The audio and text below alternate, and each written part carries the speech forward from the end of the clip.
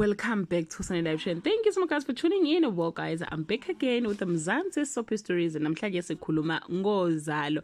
Well guys, ngiyazi ukuthi uNkunzi niyamthanda but ke ezibhlungu ukuthi ke ugwetshwe u-life sentence without parole.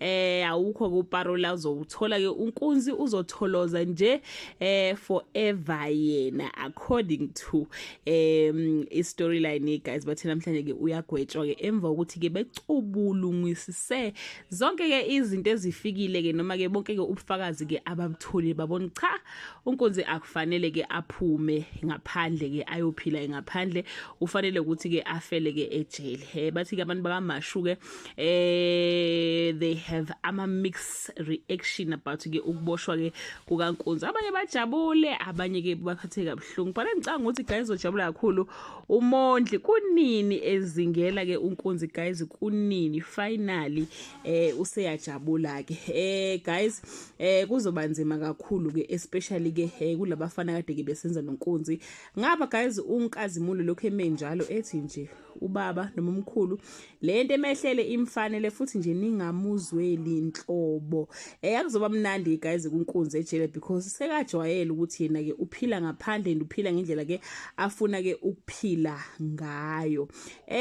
Guys ke uNkazimulo ke uzube ibhoza ke ngaphandle ke afune ke ukudla imali kamkhulu wakhe la njengoba ke ezobeke esejele and engafuni ke nothogeja ke bamsize ke umkhulu wakhe ke uNkunzi bona ngoba bayathanda ukuthi bamsize uzozama zonke indlela acela abantu ukuthi bamsize bamhlanganisele imali ukuthi aphume uzoza kuphinde futhi aye nasendlenda ayocela nakhona ukuthi hayibo akahlanganisele nkosami phela imali. Bathi ke month end ya March bathi as Sholipi embarks on her manic fundraising bliss for uNkunzi's release, the people of Endlende are consumed by far deeper anxiety. They fear for every future and stability of their wounded village. So guys bayazama ke nasendlende ukuthi cha uNkunzi kofanele ukuthi ke aphume ke egcine ke ephumile ke ejele.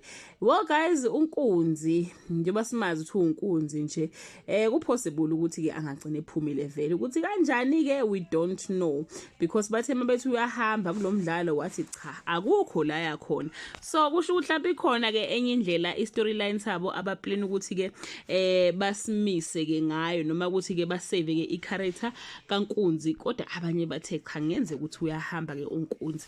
Ake ngithika kama comment ke abanye bathi cha ndiyekile ke ubukela uzalo mna what the use of watching uzalo without uNkunzi. No uzalo again at last washa keke now they must close the show. It's enough. Good.